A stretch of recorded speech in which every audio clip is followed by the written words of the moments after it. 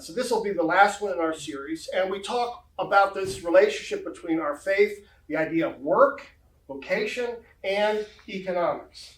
And that is not something we've talked a lot about in the church. As Lutherans, maybe more about faith and vocation. That has a long history of conversation. In fact, our colleges, Lutheran colleges, were set up to explore the whole notion of vocation. But often we haven't done a good job in congregations talking about our everyday vocations. Again, we fall into the trap of thinking only the clergy have vocations instead of the insight that Luther had that we all have callings in life, and that's part of what we should discover in our congregations. What is my calling? But if we did that well, one thing we have not discussed at all is faith and economics. And so that has been a delight to explore this area here in the congregation. As you might imagine, people have opinions on this, even though it's in many ways a new type of conversation. How do I connect my faith with my economics? So we've explored different avenues like my investments, money as far as what I earn, how do I make an impact, how do I do good with the money that I've been given. Today, because we wanted to get in front of April 15th. We wanted to talk about faith and taxes. There are not many people who are willing to talk about this theme. First of all, it's a hard theme, but second of all, when was the last time you did a Bible study on faith and economics? I mean, does the Bible even talk about taxes? Well, lo and behold, it's a topic we do have in the Bible. So we're just thrilled to have one of my friends here, David Householder, who's been actually thinking, ruminating, and doing Bible study on this topic for years, even radio shows. David is an Enlightenment figure, kind of a Renaissance man. He is a pastor, a mission developer. He is an author, a writer. He's been on radio and television. He's a consultant. What is it you don't do, right, in your spare time? Windows.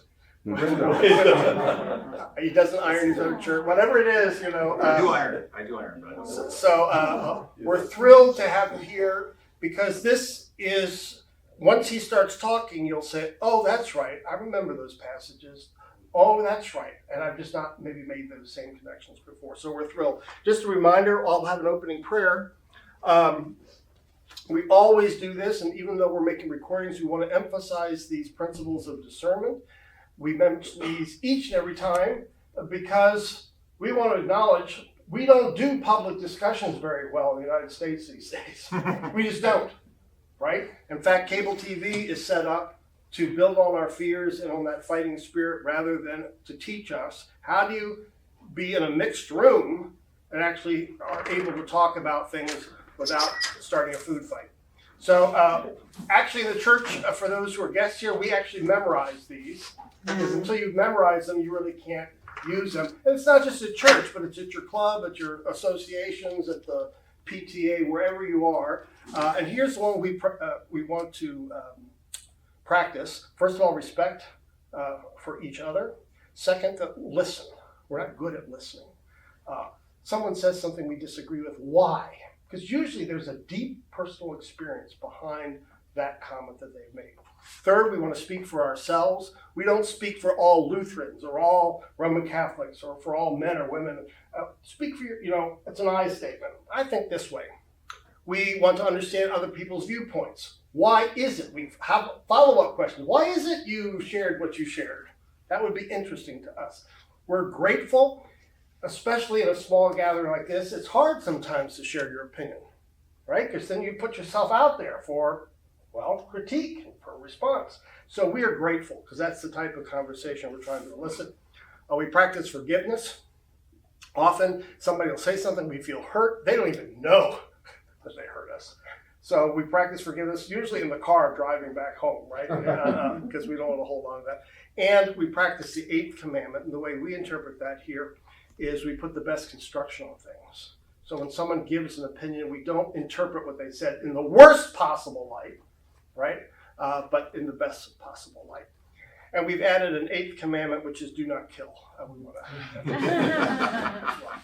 to. So let's join me in a word of prayer. Good and gracious God, we thank you for all our gifts on this day. We thank you for even this small gathering. We thank you for the ministry in this place that we're rediscovering at this moment. But we thank you for other gifts like our property, our wealth, our incomes. And we want your Holy Spirit to guide and teach us how we might best use those, not just individually, but as a community, that in all that we do, we would serve you and give you glory. Bless our conversation in the name of Jesus. Amen. Amen. So now, I also should mention, David's here with his wife, Wendy. What a great time to be in Florida, right? What a great time to be in Florida. No kidding. So with that, why don't we welcome David Household. Well, thanks everybody. I got interested in economics because I had a radio show in California, and in the 2012 election, I interviewed virtually everybody running for office. And both right wing and left wing, I realized that they knew a lot about making people afraid and seeing themselves as the solution to that. They're very good at getting elected, very good at their, kind of like Jehovah's Witnesses, they're on their little stump speech. But they didn't understand anything about economics, and that bothered me because I thought they should know something since they're going to be running much of the economy and setting policy.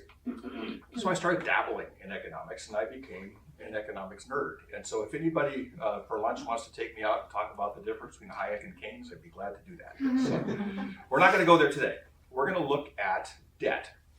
If you didn't see yesterday's talk, please look it up. You can watch it. It was more specifically on taxes. Today we're going to talk about government debt, which is what causes taxes.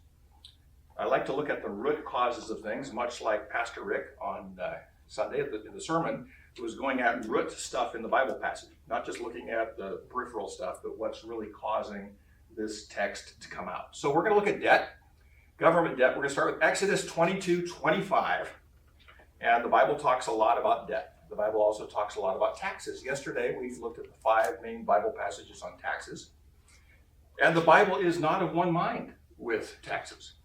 If Samuel and the Apostle Paul were to get together and talk about taxes, they would probably come to blows because they disagreed about it. And there's a lot of tension in the Bible when it comes to taxes. So we're going to look at Exodus 22:25, and it says this: if you lend money to my people, to the poor among you, you shall not deal with them as a creditor. You shall not exact interest from them. If you take your neighbor's cloak and pawn, you shall restore it before the sun goes down. Or it may be your neighbor's only clothing to use as a cover. And what else shall that person sleep? And if your neighbor cries out to me, I will listen, for I am compassionate. And that's one of the first things we see about debt in the Bible. And we're going to look at some theoretical stuff. We're going to look at the main theme of government debt. And so I'm going to specifically hone in on that, because that's what brings taxes about in the first place. And I'm going to ask the question, is a massive government debt really just one generation stealing from the generations that are coming? Because we're burdening the next generations with a massive debt. And what are the ethical implications of that? So I just want to talk a little bit about debt in general before we get started. In many Indo-European languages, the word for guilt and debt are the same word. Much like the words for healing and salvation are often the same word. So we have 2 words for that in English. We have 2 words for everything in English. You're a knight or you're a cavalier. We've got 2 words for everything. We have French words and German words. But for instance, my wife is Dutch, and the word is schuld, which means debt, and it also means guilt. Mijn schuld, my guilt, mea culpa, mea maxima culpa. I am indebted somehow. And so deep in our cultural thinking, I'm not sure how it works in Spanish, but deep in our cultural thinking, guilt and debt are sort of connected. And there's a sort of primordial debt thinking that somehow we are born in debt. We call that original sin or other things. We're somehow born owing something to the people who came before us, who built all this stuff. dug the wells that we're drinking from, built the roads that we're driving on. Somehow we owe them something. We owe our country something. We are indebted to our parents for bringing us up, so we need to be ancestors for other people who come later. There's that sense, and if you don't believe me, go to any Lutheran worship service, and before you get started with anything, you have to deal with skuld, with debt, with guilt. And you get up in front and you start talking about, guilt, and you do a confession of forgiveness. And they do a really bizarre liturgical thing sometimes. We do confession, then forgiveness, and the next thing you say is, Lord, have mercy. So you've just been let off, but then you go back into the hole again, as you like for a second car wash, as you come through this whole thing. So that's liturgically bizarre, psychologically, to do that, but we do. And I was actually chilled at Augustana Lutheran Church in Minneapolis. I was there for a service 20 years ago, and this older pastor with gigantic arms, he was this big, tall guy, and he led us through the confession of forgiveness with this booming voice that makes Pastor Stephen's voice look small. He's got a big voice. Boom, boom, boom, boom. And he comes up, and at the end he says, my brothers and sisters, now your forgiveness is up to date. In other words, you've made your payments. You've kept up your insurance payments. It was chilling in a way, because what happens if you don't keep them up? What happens if you die on Tuesday before the Sunday thing comes up? And Lutherans doing the confession of forgiveness at the beginning of the service in some ways runs counter to our main teaching. We're going to talk about that. We're going to talk about what Jesus did for us, where that leads us, and why then do we have to keep going through the car wash if the cross did this. So there's a whole bunch of stuff that we're going to talk about here with guilt, but there is a sense of primordial guilt. If I were an evangelist and I wanted to get people saved in a big meeting, I would key into primordial guilt. Don't you feel horrible for some of the things you've done? You just sink the hook. And most people, it's me. I'm terrible. There's horrible things. And so Nicky Gumbel, who did the Alpha course, has a hilarious thing. He said somebody once sent a telegram out to his rich friends in England. All is discovered, whatever. And people left the country over this. They were so worried that these people would find out what they'd done that they just left the country. And so people have a sense of primordial guilt that we can play into. Who thinks the churches can manipulate that? Religions can manipulate that. Unless you bring the right animal to the sacrifice, unless you keep this up, you end up behind on your payments. And then you go to the bad place when you die, or somewhere in between where you have to pay it off, like a mortgage. So there's a whole bunch of stuff we're dealing with here with guilt and how we look at guilt, how we look at debt, and guilt and debt are very closely connected to each other. Divine right kings started showing up in Europe in the Middle Ages and especially in the modern time, especially in France, Louis XIV and the whole thing. And they would take over primordial debt from the church. We're in charge now, since I'm the Sun King, you would say, and I can help you pay that off by charging you taxes. And there were all kinds of ways that this sort of handoff happened into the nation state. So this whole primordial debt thing got carried on because it's such good business. It really does. It's a great business, making people feel guilty. And you can do that as a government too. You owe the king because of what he's done. You owe the prince because he's protecting you. You owe whatever. You owe this to your country to do this thing. So let's look a little bit more at this. Sacrifices replenish the credit of the living. There's a sense to which the sacrificial system, like the Old Testament thing, replenishes the credit that people have. And you send people through the confession and forgiveness at the beginning of the service, and they feel like it's been replenished. There's a psychological shift that happens there. Now I feel better. Now I can take communion. My mother would always clean the house before the cleaning lady came. And she'd always fix her hair before she went to the beauty shop on Saturday. And it's the same thing. Folks, I mean, you have to go to confession to take communion. Didn't Jesus say this cup is for the forgiveness of sins? Well, then you've got to have sins. Martin Luther says you've got to believe this is for you. And the idea that you have to confess your sins and get them forgiven first, then get your sins forgiven. We've got triple car washes going on to deal with primordial guilt. And it's good business. The more you key into that guilt, the more you can build sometimes a church empire. You can do that. a religious empire, should I say. Not just Christians. This happens in every system. Happens with Hindus, happens with Buddhists, happens with Muslims, the whole thing. So, sacrifices replenish the credit of the living. Your forgiveness is up to date. Now, Paul and Luther, the Apostle Paul and Luther, both had collisions with the living God. Now, these weren't intellectual collisions. These were big collisions. Paul on the road to Damascus. This was a car wreck. This was a semi hitting a semi. This was a big thing. And he repeats it over and over in his testimony. Martin Luther also, who was part of this whole system, we have to confess everything. He was a monk, went through this whole guilt car wash thing, and wore out his confessors because they just said, stop it. Go get a life. Go do something. And he would just say, well, what happens if I miss a payment? And he had a collision with the living God. And lots of different ways of looking at that collision. But here's what happens in the collision with Paul, with Luther. When you encounter the absolute, I mean, I'm not talking about an idea of God, I'm talking about running into God. Like we were talking about the born again thing yesterday, when we get renewed by God's presence. When you're in God's presence, you realize that there can be no debt. When you're in God's presence, when you're sitting on God's lap, you don't feel guilty. You feel one with God. And you realize you can't owe God anything because he has everything. And you can't realize that till you're with him. When you're in God's presence, he's not an idea. He's a person. And you're with God, you realize God doesn't need your payments. God is all everything and fills you with grace. It's an experience of grace. We have means of grace in the Lutheran Church, and the idea of means of grace is so people can experience that, not that they can make their payments. We want people to experience. Who here has been surprised by God at communion? You're just having a day, you walk up there just like everyone else, Jesus shows up.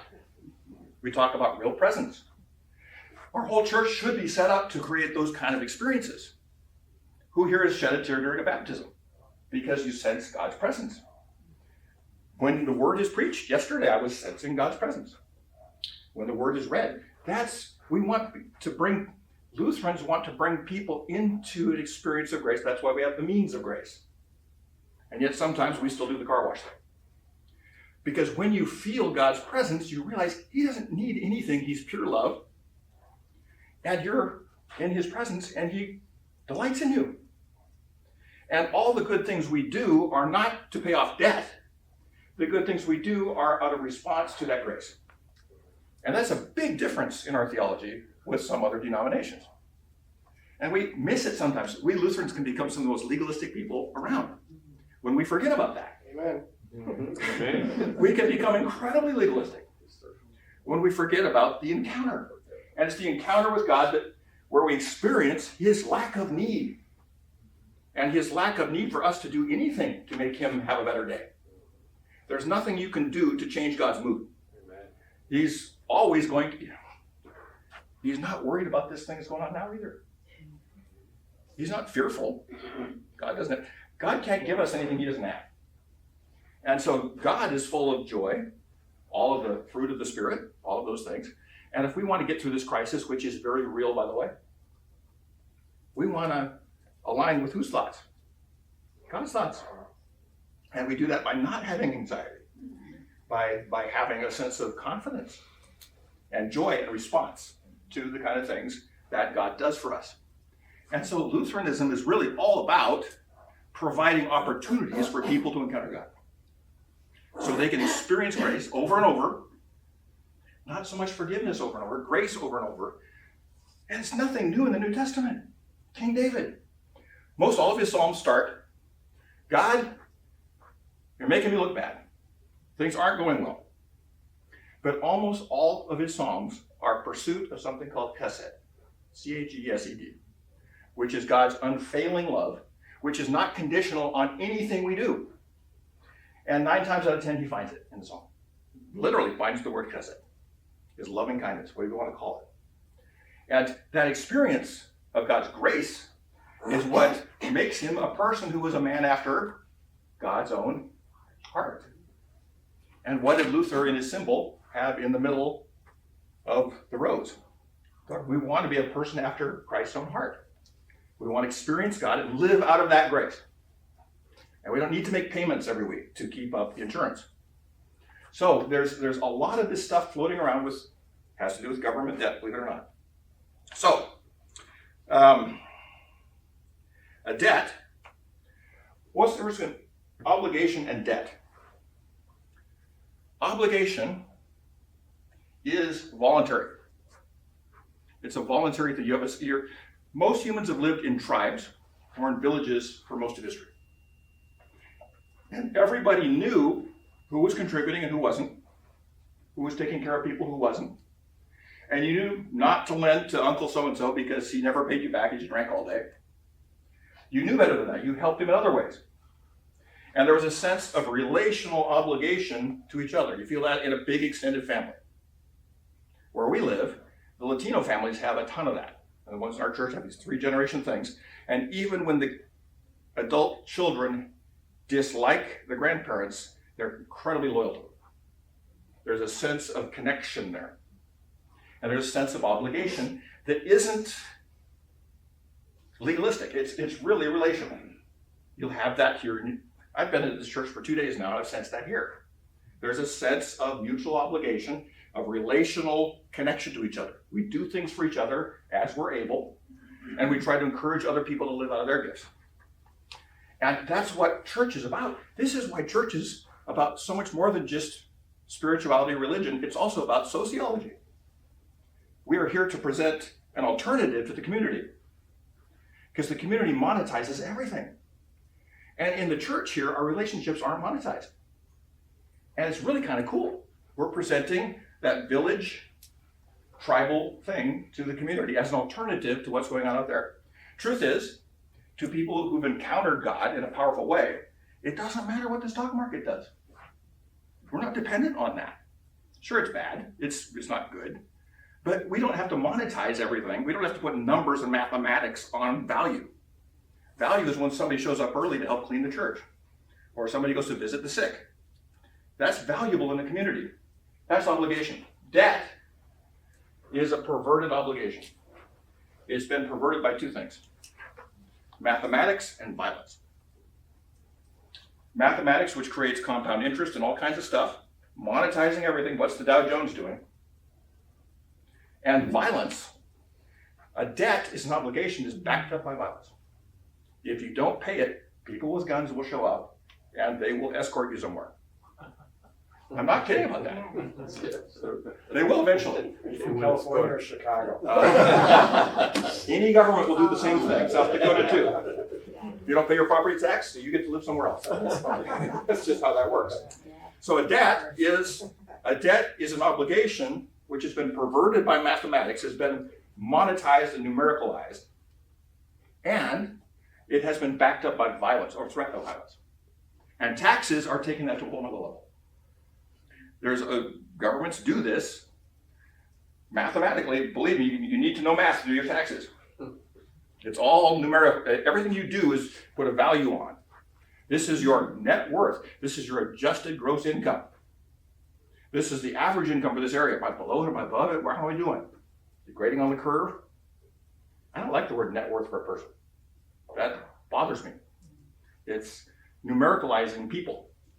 Who thinks there's some people with very low monetary worth that are essential to communities? Who thinks that women who get no numericalization, often for raising kids and taking care of the house, who thinks that's valuable for our culture? And it's a mistake for women to say, well, we want to numericalize that because then we'll be valuable. I'd like to demonetize everything else if we could, because monetization makes it impersonal. I'm a better mom, so I get this number rather than I'm just doing what I can for my kids. So we have a bunch of that stuff floating around in our culture. So a debt is a perversion of a promise, corrupted by math and violence.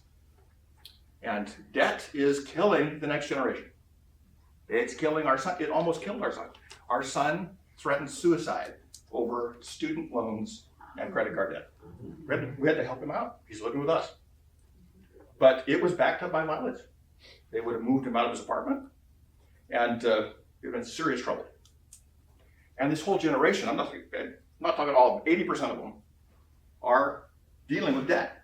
The millennials and Gen Z. It's very challenging. They're coming out of school with 5-figure debts, something unknown to us as boomers. And it's a challenging road forward. It is an obligation backed up by numbers and violence. And he would rather commit violence to himself rather than face the violence. And suicide is really high among millennials right now. So he's doing better. He's doing better. He's living at home, working full time, and we're helping him work through this thing. So, any system that reduces the world to numbers can only be held in place by weapons. He said it again. Any system which reduces human value to numbers can only be held in place by weapons, by police and military force. That's the only way you can do it. And it is held together by force. Like I say, you stop paying your property tax, you'll be asked to move somewhere else, and if you don't go, people with guns will show up, and they'll help you go somewhere else.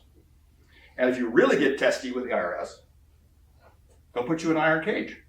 I'm not kidding, they'll put you in an iron cage. And there's no recourse with them.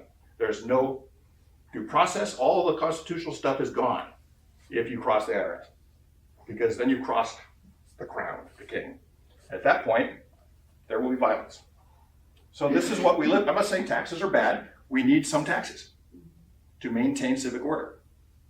We talked about that. Please look at the last lesson for that. So, how do we keep the rest of the world in debt?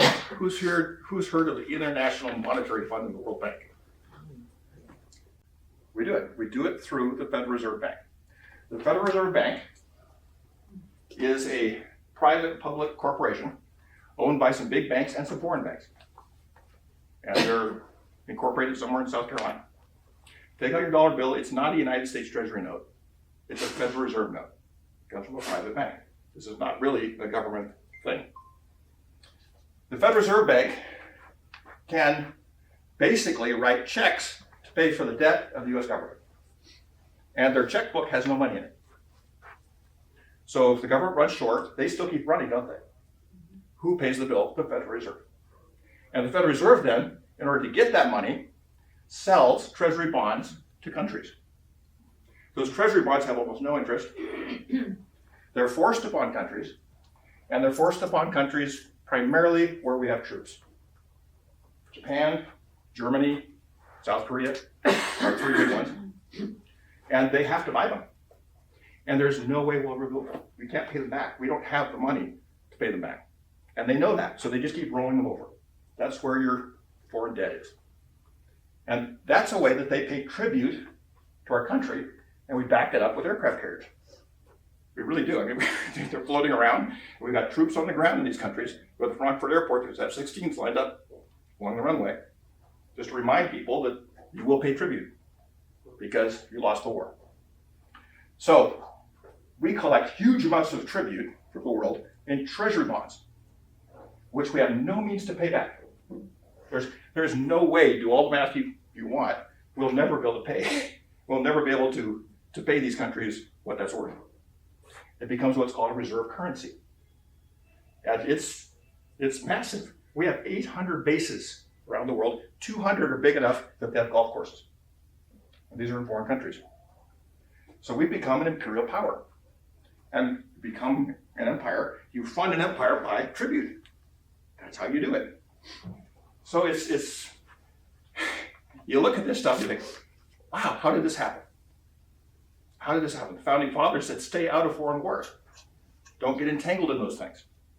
Because it really is never ending. Because empire is not sustainable long term. You can't sustain, because military is expensive. And it doesn't create any goods or services. So anyways, so the US debt, tribute, treasury bonds, and we insist that oil and airliners, even Airbuses, must be traded in dollars. Guess which person decided to start selling his oil in euros in 2000? Saddam Hussein. Not the only reason we went to war with them. It's definitely one of them. And they're back on the dollar now. So you have to trade oil in dollars. And if you don't, we'll show up and we'll help you trade in dollars. So there's a lot of this stuff going on. And the truth is, most of our leaders, it's so complicated that even people on the Fed board don't fully understand it. And I don't fully understand it. I mean, I do the best I can to understand these things. And I find these things out. But I don't think anybody has a good oversight or what's going on. I don't think it's really intentional. It's just grown organically. It's just happened over time. So, the Fed can create money out of nothing. And the wizard behind the curtain in the Wizard of Oz is backed up with a man with a gun. And that's kind of how that works. So, the Fed also can create money out of nothing through fractional reserve banking. A bank can lend out $9 for every $1 they have in assets. So they can literally create money out of nothing. We're doing that right now. A lot of what we're doing to face the crisis is we're just creating a lot of money and hoping it'll go somewhere. Money isn't real. And neither is gold. Basing money on gold is still just in our heads. We tell ourselves that this is worth something. The truth is, money has always been abstract. Most in tribal cultures and village cultures, money was informal. You help each other out and you kind of know who's beholden to who. But then you monetize it and then you put it on the market and all kinds of things happen. I'm not anti-capitalist, I'm not anti-free market. I'm just saying that there's a lot of stuff we've done with government which creates debt, which is burdening the next generation. Because they have no means to pay it off. I'll show you the numbers in just a second. Thomas Jefferson said, and he was the main antagonist for Alexander Hamilton. Alexander Hamilton and Jefferson went round and round. Jefferson was against anything imperial and was against a central bank because he knew that the central bank would do what they did in England, which is create an empire. The British created an empire as opposed to a better job than the French because they had the same kind of financing that we now have. And they invented it. And Alexander Hamilton was accused of being a British sympathizer because he wanted to adopt the Bank of England model. Then we'll have all this money, it'll be such a blessing, we can have military, we can do all these things. And Jefferson says, no, we don't want to be an empire, we want to be a republic. We can't have a central bank. There's a quote from Jefferson. Hamilton's modern theory of perpetuation of debt has drenched the earth with blood and crushed its inhabitants with burdens ever accumulating. That was Jefferson talking about Hamilton. And he was prophetic in that sense. The two of them went round and round. Hamilton won out. His financial system took over. Who's seen the musical? Yeah, it's fascinating. He was a financial genius. I have tried so hard to read his financial theory and what he was trying to do, and I'm not smart enough. I really tried. But he's brilliant, and he put this thing together. And he said, debt is an incredible blessing. And we have to continue to maintain a national debt so that we can maintain a national military, and we can then protect our country and do all these kind of things, imperial-wise. Because there's a lot of weak countries around us we can start doing things with. He was born in one. He was born in the Caribbean. Saying, hey, look what we can do with this big bank. And a lot of smoke and mirrors and crazy stuff, but it works. He borrowed it from England. And England was sending ships all around the world with this funding system. Let's do it, he says. So, student loan and mortgages. Mortgage is a French word.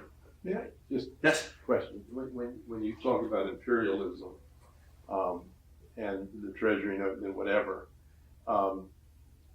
if you look at Germany and you look at Japan, these are two nations that brought great destruction to this country, lost many men and women. Oh, yeah. Whatever.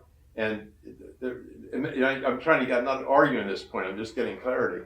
But we go abroad, and we have troops there, and they're asking us to maintain those troops. That's right. We provide the nuclear umbrella for these countries and provide ultimate defense for these countries.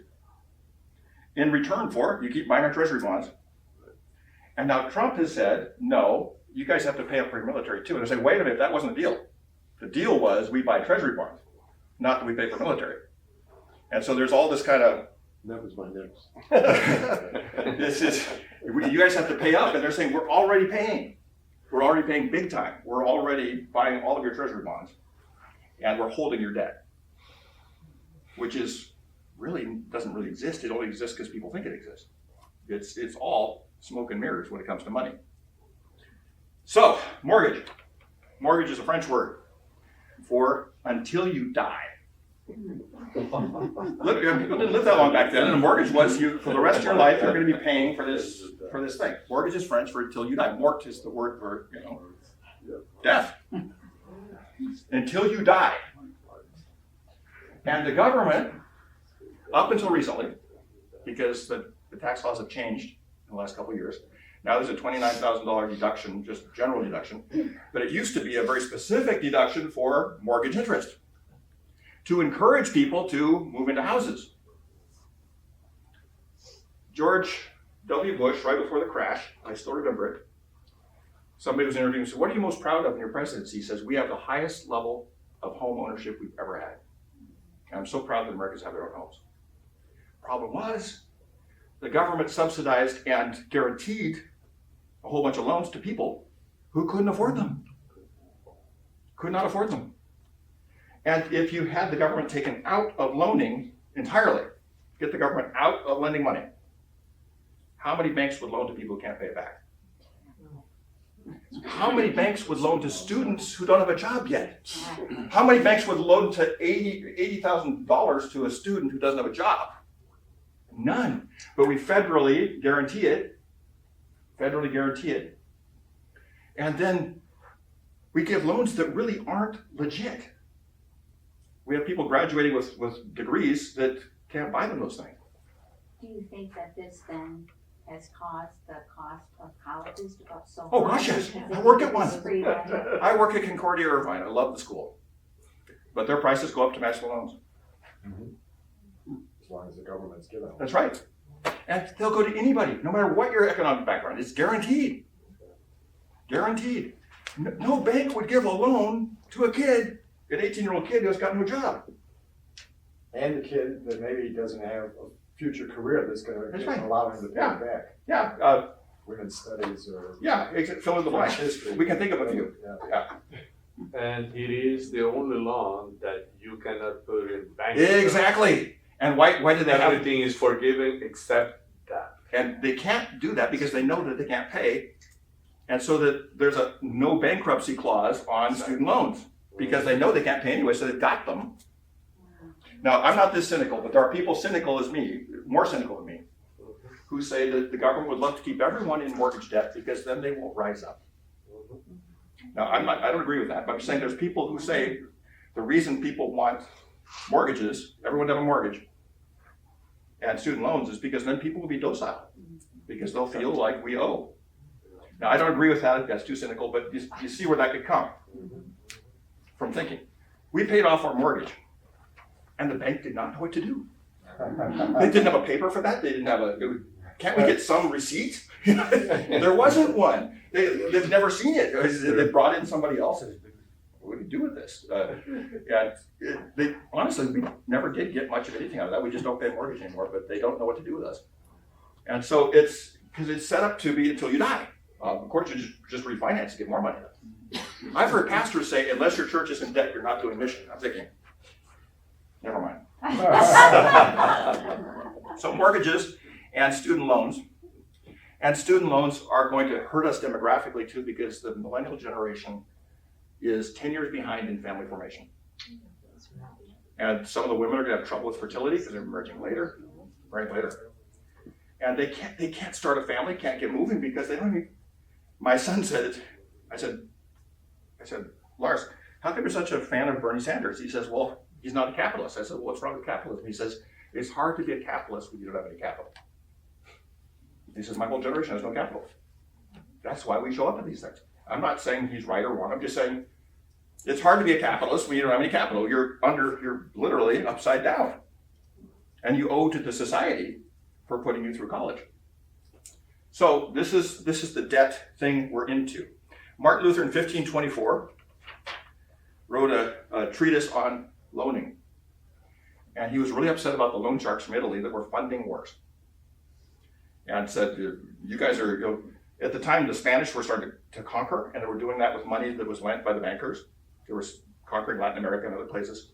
And he says, we can't go there. The Bible says you shouldn't do what's called usury. Who knows what usury is? Isn't that lending money for interest? Like loan sharks, yeah, just really high interest. You're being predatory in your lending. Luther says the Bible is very clear that we can't make money off of lending. And, and the peasants got a hold of that with Thomas Munson and some other people. Says, maybe we won't pay back our loans. Maybe we won't pay the local lord the rent this year. And they got their pitchforks out, and there was a big rebellion. And Martin Luther regretted what he'd said because he'd unleashed this massive wave of violence in the country. But his heart was kind of in the right place. He's saying, wait a minute, Martin Luther didn't just do cool theology. He got rid of the medieval worldview. Started vocation, the idea of vocation. Used to be, are you in the vocations? That meant, are you a priest or are you a nun? Are you in an order? Luther says, no. Every vocation is a calling from God. That turned the whole medieval worldview upside down. And the monasteries emptied. People started thinking of their jobs as something God gave them to do. Martin Luther was also a publisher, died a very wealthy publisher. He was bivocational. Only because Katie helped him manage A that. family He business. would have given it all away. A family business. Which is where it's lived. Right. So, government debt. Here's my information. I want to look at our church and where I'm from and all that kind of stuff. But I want to look at government debt in particular. And I'm not here. I don't really have a point of view. I don't have an agenda. I'm just trying to sort of question our assumptions about these things so we can start thinking more clearly about these issues. I don't have a solution, but I want us to just explore what is debt, what is tax, how does that affect what we do in church on Sunday, what we say about forgiveness, what we say about grace, how we use the means of grace. What does it say about these things? So, debt. This is a great quote. Let's read this quote here at the top of the page together. 1, 2, 3. If you owe the bank $100,000, the bank owns you. If you owe the bank $100 million, the bank owns you. No, you owe the bank. Sorry, no. Yeah, never mind. You own the bank. You own the bank. That's supposed to say you own the bank. Too big to fail. That's right. You're too big to fail. You own the bank at that point. And so it's really confusing as to what government debt is. Since there's really no such thing as the government, who is the debtor? Is it the next generation that has to pay it back? It's really generational debt because we have no means to pay it back now. In fact, we have no means to pay it back even then. I'm going to show you the numbers that are what we call unfunded liabilities, which are staggering. So in other words, the government doesn't really have a debt. They've farmed a lot of it out to our client states, for which we attribute, and they've farmed it out to the next generation. They'll have to collect it in taxes, cut spending, or blow up the whole system and devalue the currency. Because there's really no other way to balance it. Jesus put debts in the middle of the Lord's Prayer. And the original Lord's Prayer doesn't say trespasses, it says debts. So the Presbyterians are right. Forgive us our debts as we forgive our debtors. And this isn't just spiritual. Jesus, a lot of his stuff was about debts.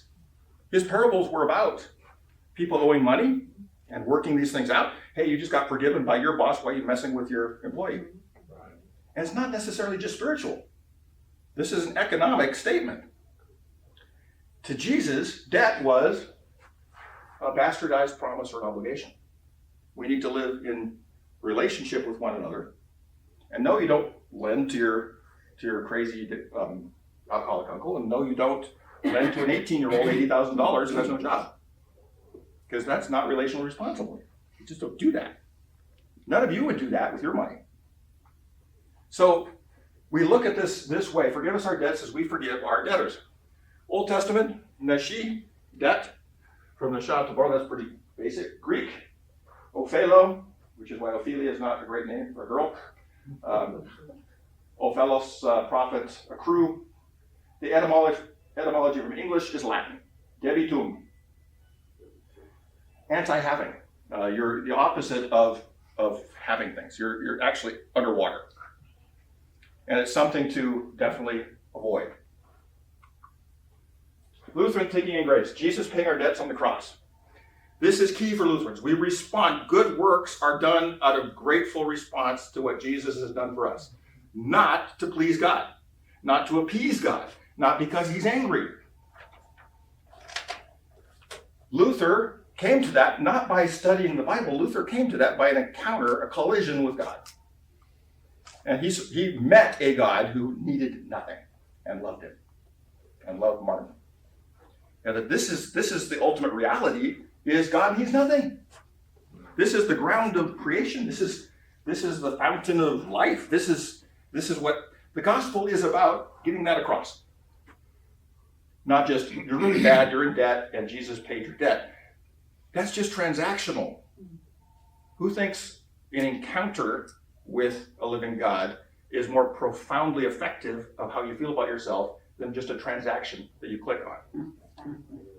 A lot of evangelism stuff is just, you did these bad things, Jesus died on the cross for you. It's like your software thing. Click on here, accept or not. And if you accept it, then you're going to heaven. And if you don't accept it, then you're in trouble. But there's no encounter with God there. There's no means of grace. You don't experience grace. It's just a transaction. Luther was not transactional. He was collisional. And the means of grace are collisional. We expect Jesus to show up in the bread and the cup. We expect Jesus to show up in baptism. We expect Jesus to show up when the word is read. And when the gospel is preached. And when the gospel is preached rightly, as Walther would say, people always leave with a sense of that being more important than any of this other debt stuff. They emotionally leave feeling that God is chesed, he's this incredible love, and when we encounter him, we know that. We know it in our knower, we don't have to learn it. So, we don't owe God anything. Do you owe a debt to society? The draft, taxes. Wilson started the draft and the IRS. And the Federal Reserve. Isn't that interesting? He needed the Federal Reserve to fund the war, World War I. You can't fund a war. Emperors never have enough money to fight an imperial war. Never.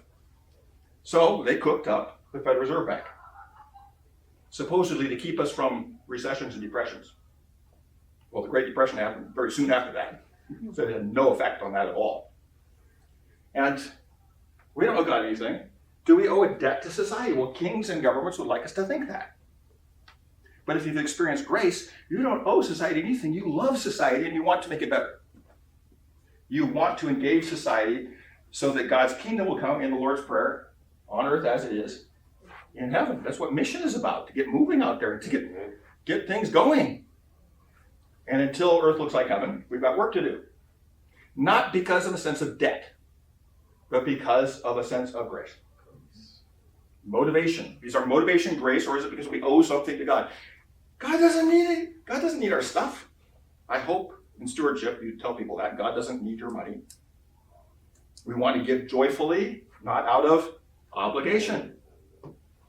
I saw the stewardship guys getting ready to go into their meeting. They're waiting for the door to open. Only stewardship guys would be there 15 minutes early, all standing there thinking. And one of them asked for a pledge. He says, "Where are you from?" You write a pledge? "I'm from California." "Oh, it's okay, we'll get you a card." So, involuntary servitude. Wilson got challenged by the courts because he started the IRS, started the draft, started the Federal Reserve, got challenged by the courts with the draft. As mentioned yesterday, he asked for 2 million volunteers to fight World War I Imperial War. No question. We were not being attacked. The Imperial War asked for 2 million, he got 60,000. That's not very good. So he started the draft. And the courts shot him down. The court says you can't do that because that's involuntary servitude. The 13th Amendment says you can't make people go do things. And the IRS, they shot him down on that too. Because if, let's say they're working the 40% tax bracket, that means for the first few months they're working for the government without being asked. That's tax slavery. They shot him down. They had to get an amendment for the income tax for it to become constitutional, which they passed. But they said they keep it to 1.5%, which didn't happen. Yeah. Can you have a free society and a coercive society? These two will always be in tension. You need coercion to stop theft, assault and battery, invasion. You need to use force. You want your military to have the means of force. And you want your police to have the means of force. We won't go into this in detail, we did it yesterday.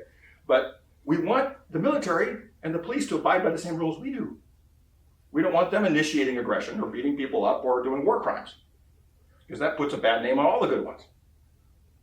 Who thinks we need to hold our force people to civilized?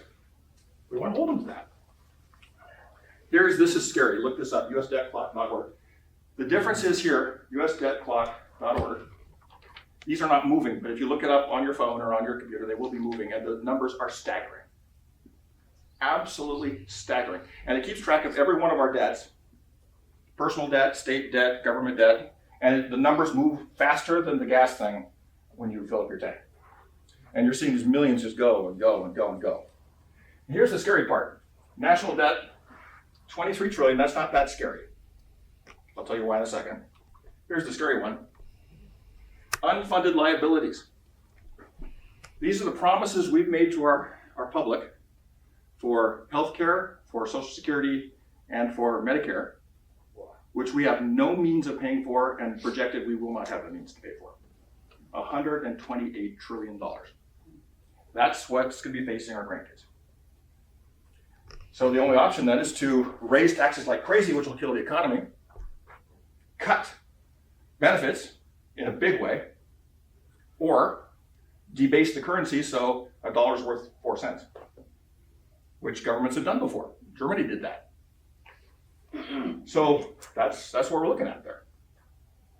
3 choices: cut benefits, raise taxes, debase the currency. A liability is Or sell assets.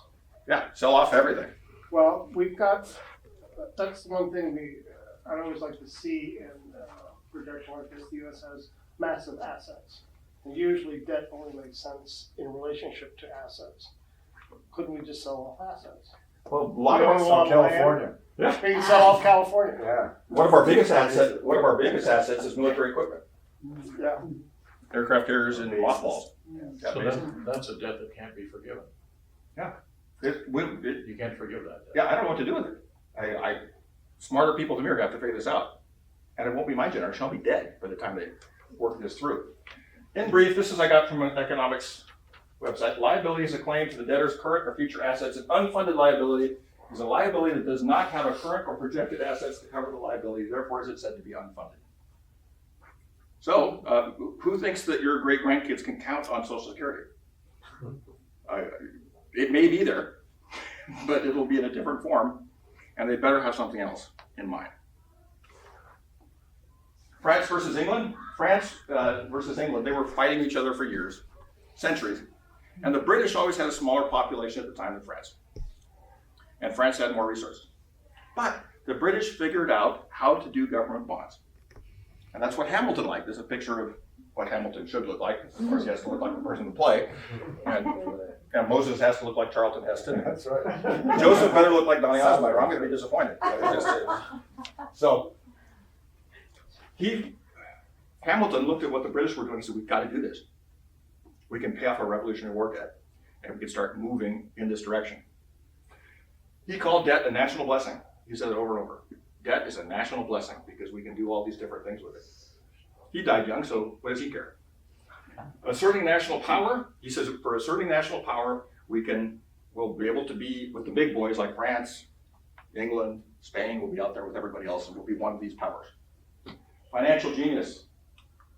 The Federal Reserve, Wilson, First Imperial War draft, the IRS, the Sedition Act, where he suspended the First Amendment. You can't say anything against the war effort during World War I, and you go to jail for it.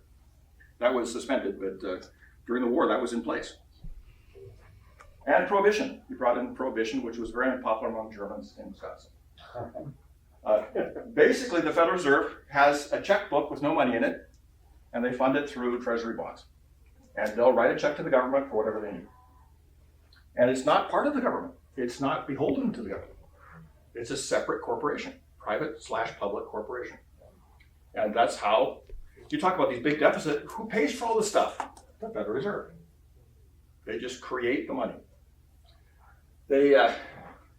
My grandpa, who was alive and working before Wilson, my grandpa who thinks Wilson is the Antichrist, but anyways, he's passed away now. And he says, remember this, he says, passed away not that long ago, he says, when I was young and started working, you made $1, you kept $1, and one of my dollars was worth 70 of yours in buying power. The Federal Reserve has debased the currency. A $1913 could buy what 70 some dollars they pay now. So you hear about these workers, oh, they're only making $3 a day. They're making $210 a day back then. Because in buying power. And the buying power from 1796 to 1913, the value of the dollar was roughly the same. About 70 some of our dollars. But since the Federal Reserve, they've been purposely debasing the currency to help offset this. But it's done on purpose. The Federal Reserve says, we're here to stop inflation. No, you're not. You're here to create inflation. That's the whole idea. It's a very cruel tax on people with savings because your money starts to shrink like a snowball in the sun if you just leave it under your mattress. So there's a whole bunch of goofy stuff going on here. And I'm not saying it's some conspiracy. I really don't think so. I think a lot of people who mean well just don't understand the whole picture and they're part of it and they're all trying to make stuff work. And it's just gotten bigger than any of them. What would, I'm not arguing for it, did you hear when states practice a balanced budget amendment, many states have a balanced budget amendment, that's the state. And then you'll hear congressmen stand up and say, we want a balanced budget for the federal government. That would, in a way, be eliminating the Federal Reserve as we know it. Eliminating one of their main jobs. Mm-hmm. One of their main jobs is to sell treasury bonds to pay off the debt. Because they're not limited by budget constraints. Right, they can sell any amount of treasury bonds they want to match the amount of money. Which is what we'll use now with the pandemic. Right, this is exactly what we're using right now. Where's that coming Where do you think this money's coming from? The Federal Reserve will provide it, and South Korea and Germany and Japan and other countries will pay for it. And we'll never pay them back. And that's part of the deal too. We give you the nuclear umbrella, you don't have to worry about nuclear weapons. None of those three countries have them. And we'll protect you. Feudalism is protecting people in return for tribute. That's a form of feudalism. It's Middle Ages. So, total debt as percentage of GDP takes into account inflation and the population size. The best way to measure our federal debt is not through real money, it's through percentage of GDP, because the population of the country is twice as big as when I was born. And so you have to take into account the size of the economy and inflation. So you can say, well, the national debt is way bigger than it was in World War II. No, it's not. In World War II, our deficits were huge because we were sending 12 million men abroad to do all this stuff with lots of equipment. And it was a gigantic percentage of our GDP. In World War II, we hit our highest point, 120%. The total debt was 120% of our GDP. Debt and deficit are two things, and politicians switch them around in their speeches. Deficit is your shortfall for the year. Debt is what is accumulated. And they throw those two around. Oh, we reduced the deficit. Well, what did you do about the debt? Nothing. The deficit just isn't growing as fast as it used to. I mean, that kind of thing. There's a whole bunch of smoke and mirrors that go with that kind of language. It was our lowest in 1980 at 35%. And then, this is not a political statement, but Ronald Reagan decided he was going to have a race with the Russians and bankrupt them. And he did have an arms race with the Russians. And he did bankrupt them. And they did come down. But it racked up a massive debt. You remember George H.W. Bush, when he was debating Reagan, called it voodoo economics. You can't, this isn't going to work. He since recanted that and became his vice president, but I'm not saying he shouldn't have done that or should have done that. It's a political statement. I'm just saying that it costs something. Just like what we're doing now with the virus is going to cost something. There's no free lunch. So, highest World War II, lowest 1980. We built down the World War II debt to 1980 to 35% of our GDP, and it started going back up again. And then If you're a Republican, you call it the Clinton era. If you're a Republican, you call it the Gingrich era. If you're a Democrat, you call it the Clinton era. But the two work together and they balance the budget. So you can give credit and blame to whoever you want to. But the two of them together balance the budget for 3 years. And we brought it back down from 70% under Reagan to 55% under Clinton and Gingrich. So Clinton. And at that time too, the technology stocks and values were climbing. That's right. And people were cashing and the money was flowing into the federal It government. was. The weather was very favorable at the time. Yeah. Plus, we had the peace dividend of not having to have the Russians around anymore, so we didn't have to. Yeah. So a whole bunch of things happened. The stars aligned. Yeah. But it is possible. But a lot of people don't realize that a Democrat was the most frugal of our presidents. And he probably was frugal. He's a kid from Arkansas, and it's just how he's wired. It's now 107%. It's back up. Mostly because of the financial crisis. It's going to go even higher now because of the things we're paying for to fight this thing, which we have to do. We have to do these things, but it's going to cost something. Cutting spending. There's three impossible to cut things, and these three things make up the lion's share of the federal government. Military budget, Social Security, Medicare. Who thinks you can get elected cutting any of those? Good luck. Who votes more than millennials? Seniors. Last night, the debate. There was a little. Who saw the debate last night? Anybody? You talked about cutting Social Security. I did not talk about cutting Social Security. Yes, you did. No, I didn't. You said, okay, well, I don't think so anymore. So there's this whole kind of thing going back and forth.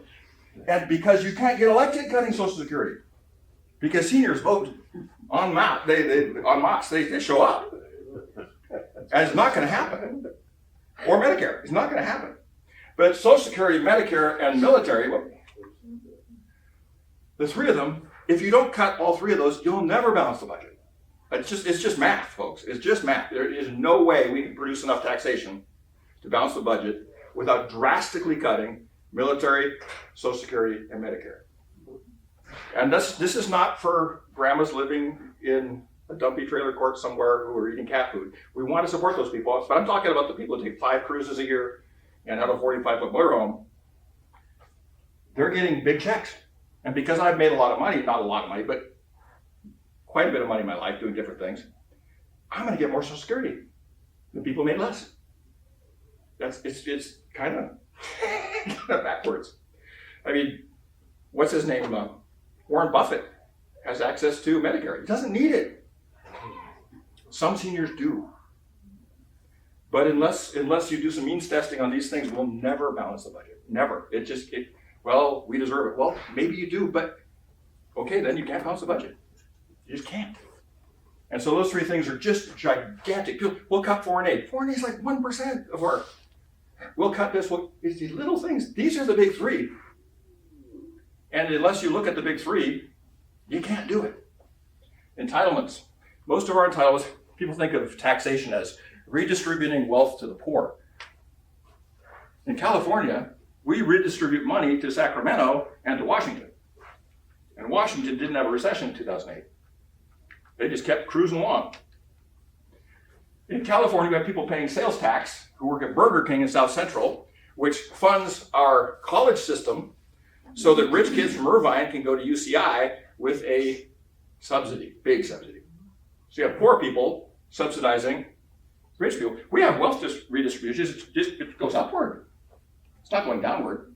Generationally, it's going towards older people and away from younger people. And what do we do about that?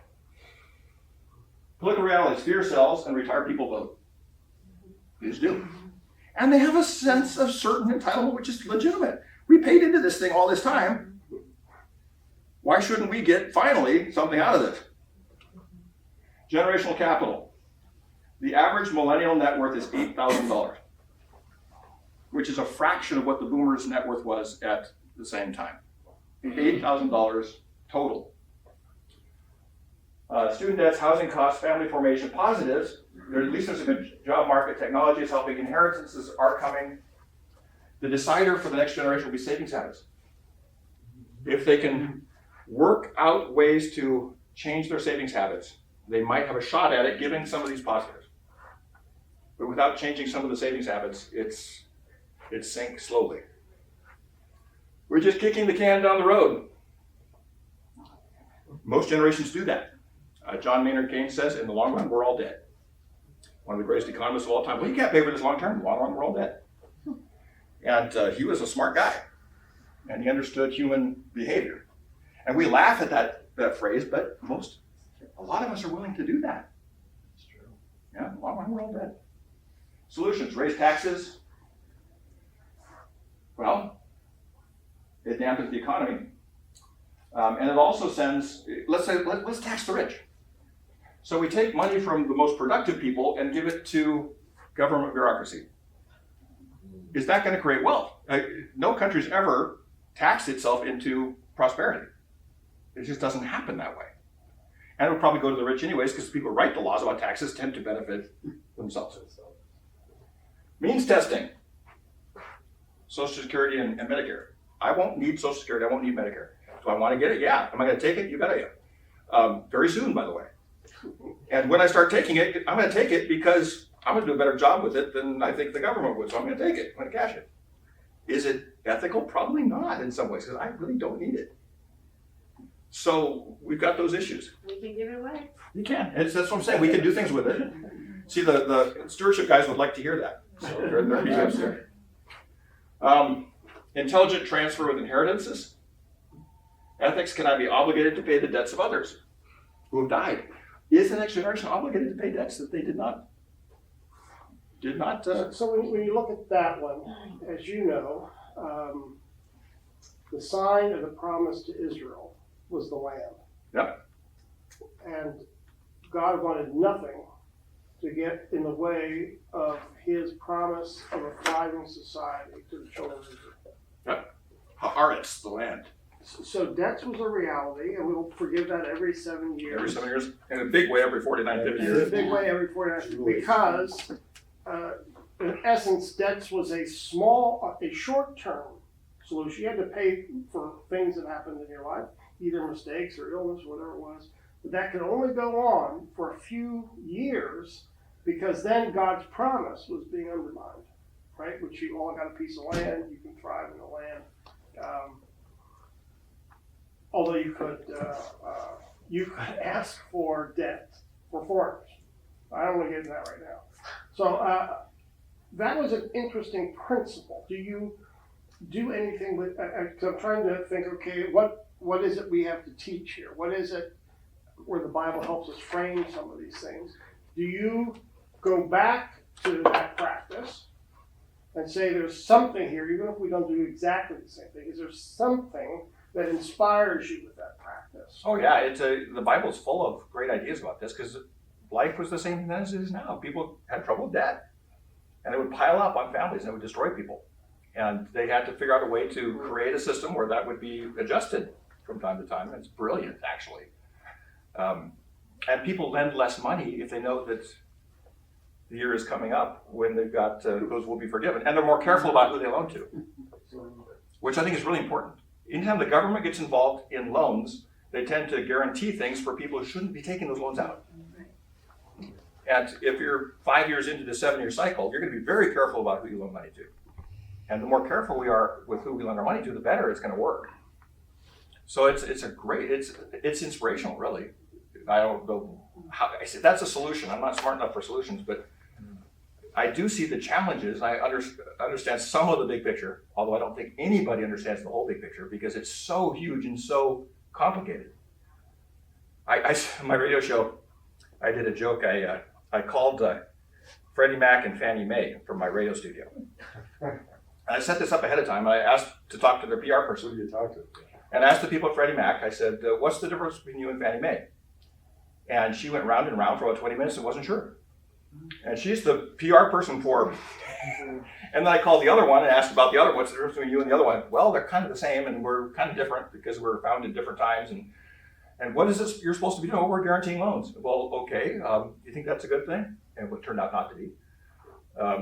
There's a whole bunch of, they lost gazillions of dollars, these two corporations. And they're not even sure what the other corporation does, and they're both kind of doing the same thing. So I don't think it's malice. I think it's just lots of collective incompetence that's sort of built up over time, where people like you and me are trying to run stuff that are too big for us to handle. I don't think any of the people running for president, senator, or whatever really understand a ton about economics. They understand their field, their vocation. They understand what they're doing. I mean, Trump understands real estate, so some people understand different things. He doesn't understand global finance. That's not his world. And so even the advisors sometimes they have an agenda, and they want to appease the person in charge, and so they often don't tell them the truth. So it's really hard to get this right.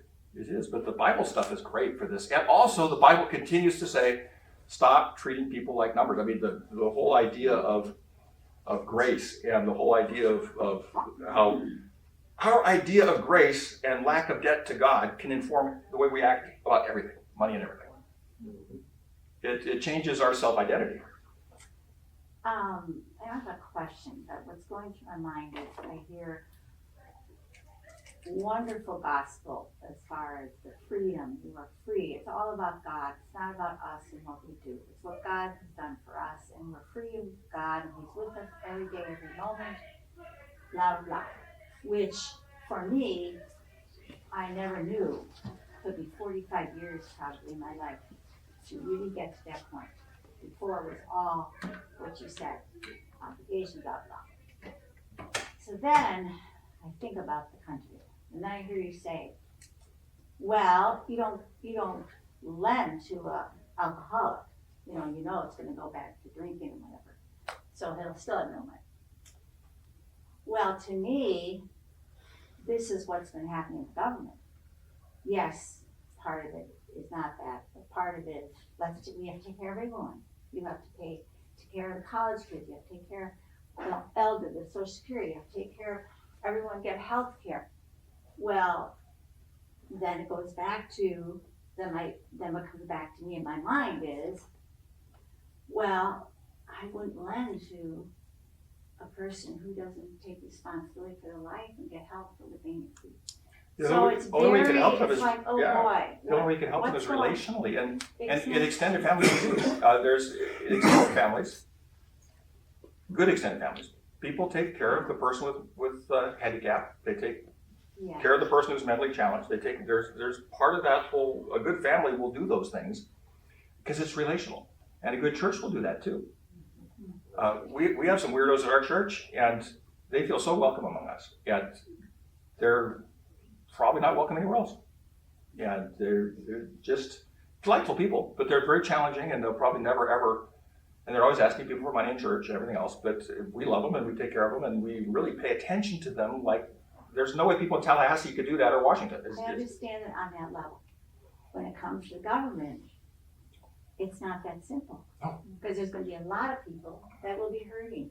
Because not the whole society, that maybe I'm wrong about this, does society have the money to really take care of the people in the church who really need the help? I mean, I'm not on scale, I'm talking about people all over the world who are hurting. That is the question, isn't it? So then, our freedom, we are free to live. We have a free will. God gave us free will. We are free in Christ. So the question is, well, maybe I am free to choose not to give to that organization. That's my choice. Mhm. Am I going to hell for that? I mean, I know for me personally, no. But It's hard. There's no Yes. flow chart for this. We have to work it out relationally Exactly. with each other through prayer, through the guidance of the Holy Spirit. But what can we do as churches? What we can do at churches is be very intentional about helping people experience the presence of God. Because it's through that people are going to be transformed and their thinking is going to change. And you must be born from above. You can go to church your whole life and miss that. But there's something about people who accent, for instance, in Pentecostal churches where they really accent God's presence. There is a different vibe in some of those churches than in sort of more rigid churches where there's less of that. There's something, the more we help people experience God, the more it's going to transform. If we can help people experience God as often as possible through the means of grace, and we can create an alternative community to what's out there. Your faces of Emmanuel, you're creating a community here. If you create an alternative community, start a new one out of this place, you're creating new community, and you can't change the whole world. But can we show the world a different way of being? And that's exciting, right? I want to echo what this lady was saying. I really agree. I think it's very important that we are good stewards of the resources we've been given. So you have to use the wisdom that's given to you when you appeal to the Holy Spirit, and ask Him, so should I give money to this cause, this organization, this person? And rather than giving money to a person, perhaps you can buy them a bus ticket, or you can buy them a meal or a pair of shoes or whatever. When it comes to a large organization, you got to do your research. You got to know what it is that they spend their money on. We have a wealth manager, what do we call a financial advisor, who helps us put our assets into what she calls faith-based investing. So nothing we invest in has values that we disagree with. So that sort of thing we can do, and I think that all comes from the Holy Spirit telling us, not here, but yes there, that sort of thing. Yeah, the other thing to the point is that the internet is complicating this whole Oh gosh, yes. thing, right? Yeah. As far as what we want to do, I know good Christian, Muslim, whatever people, and if you set a situation in front of them and there was a child hungry or there was a separation of family, they'd be very quick to respond, but they follow the internet and some of their conclusions are harsh, right? Because they're looking at it in a different way. That's right. In the immigration issue. It's non-relational. It's non-relational. And the relational is the key to helping people. Right. It's the key. David, one other thing that, we don't have time for this, but I'm still trying to think about this two kingdom understanding of Luther, the temporal and the spiritual kingdom side. And here we as pastors, we sit and talk very much about the spiritual dimension of that, which leaves us in some regards very disconnected with the temporal position. I think that's part of the disconnect, why a lot of people say, preacher, I love what you're saying, but you don't make any sense of what I'm going through on a day-to-day basis. And what you brought up today is, and it's kind of where you live. I mean, as a pastor, we live in, I think we're drawn in some regards to the, I'm going to say spiritual kingdom in the sense of how we proclaim the gospel, and as you've described the unfathomable sense of God's grace. But you turn around again and you talk about the national debt. Nobody can forgive that. Nobody can forgive a national debt, right? I mean, I don't know. What we can do though is this is where justice comes in, is looking at the system and being able to, you and I aren't going to fix national debt, but No. we can, if we're asked, we can say, I question whether it's ethical for us to burden the millennials with this debt. Sure. And just get the discussion going. What do you think about that? And the more people talk about those debt is a justice issue. Because people with less ability to create wealth tend to have more of it. So it tends to build up. So how do we work with that? And how do we question our system sometimes? And maybe we need to look for alternatives in politics that aren't just the same two solutions which continue to perpetuate this machine. We have to ask our politicians, are we going to do something about that? Are you going to do something about the big picture? Are we going to, but the two kingdoms thing, you see, I love the two kingdoms thing. Yeah. Some of you may not be familiar with it, and there's some real dark sides to it. I'm sure there. The dark sides is we get cut off, and we have to take some responsibility for Nazi Germany. It's a sort of a bastardization of the two kingdoms thing. You can really, even though it's a great insight, it can also has a dark side like anything else. Maybe, yeah. I don't know, always concerned looking for solutions. And one of the things that there is around, I don't know if many of you are aware, there is an organization that is paying medical bills for people. And it's interesting because how you go to emergency room, and for the emergency room, the people there give you a Tylenol. They charge you Oh, it's crazy. well, $500. Okay, Yeah. you cannot pay that if you have no insurance. But there is a mechanism that pays collection agencies, maybe, that is what I know when I heard, that buy this thing for less, because you can see the people, thank God that we have insurance, you see that they lower the price, because it is.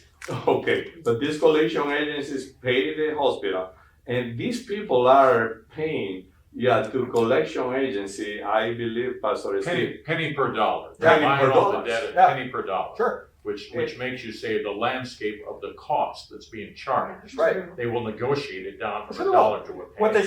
You're not obligated to pay what they say the price is, because they never tell you that ahead of time. There's no transparency, so you can debate that. And what they are asking is us, the blessed, prosper people from churches contributes and raise money to help them to pay this debt, and they do randomly. But one of my questions with these guys was, could you consider also, the student debts? Yeah. Because I'm really, really concerned about these millennials. Oh, it's huge. Inherit, and as I mentioned before, this is the only debt that you cannot put in bankrupt. So you will pay till you die. Mortgage, yeah. Mortgage. Wendy? So looking for solution. Yes. There's another thing I think we can do as citizens, and that is to vote your conscience. Years ago, I was kind of severely reprimanded by a millennial who said, that's ridiculous, you should never vote your conscience, you should vote your party line or whatever. And I was like, I totally disagree, because my conscience as a born-again believer comes from the Holy Spirit, and I need to vote how He leads me to vote. So I will definitely be voting my conscience, and we've got elections coming up. We have a chance to do something. It won't get us all do something. everywhere we Yeah, you need can to all go. do something. There's But little it'll get things we us can do. Closer. There's little things you can do that, see, it's a justice issue for me with the hospitals. Wendy and I, Wendy went into the emergency room for a garden variety UTI, got some antibiotics, and we were there for an hour and a half. And after insurance, we got a bill for $4,000. After insurance. And they said, oh, we'll put you on a payment plan. I said, no, I'm not gonna pay it. I'm not gonna pay it. I'm not paying that. And they said, oh, well, you have to pay it. So basically, I used nicer language for up yours. I'm not gonna pay this. And they just kept at me, and I said, okay, I'll look up how much this really cost, what you did. And I sent them a check for $1,600, because I thought they'll cover everything. They sent it back to me. Said, no, you're gonna pay the whole thing. I said, no, you had your chance, now you're getting nothing. And they quit writing me.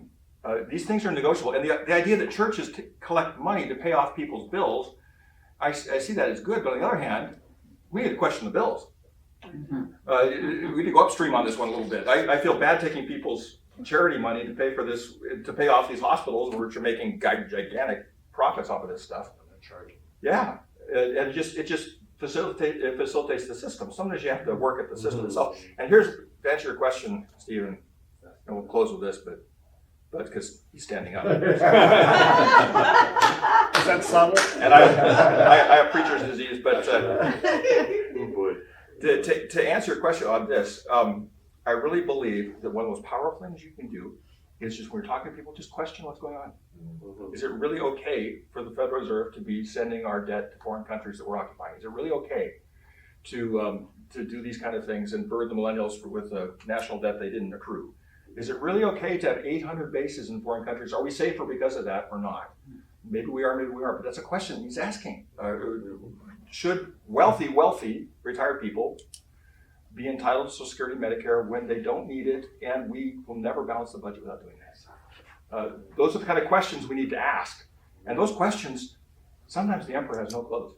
And when you ask those questions, things can come apart in a good way. And I'd love to see some systems come apart as far as that goes. So one of the best things we can do is just ask questions. That's all I'm doing today. I have no solutions. I'm just showing you where the weak spots in the system are. We need to question these things. And with that, we want to give you thanks for taking us into that conversation. As I mentioned before, it's not the conversation I have been used to having at church. And so it's great to see both this laid out, scriptural references, so that we can grapple with question and hopefully hopefully build a common wisdom for the future. Again, we're grateful we had a crowd here today. Thank you. Thanks for coming out, and once again, David, thank you. Yes.